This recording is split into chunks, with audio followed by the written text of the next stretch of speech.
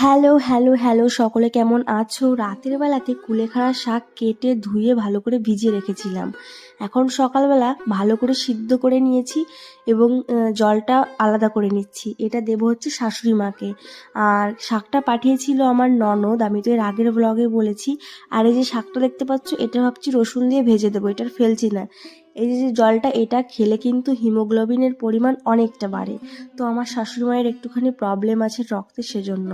তারপরে দোকানে এসেছিল একটা ছোট বাচ্চা কিছু জিনিস নেওয়ার জন্য, তারপরে চলে গেছিলাম দোকানে। আর আজকে ফার্স্ট টাইম আমি দোকানে ভিডিও বানালাম, তাও বেচাকেনার সময়।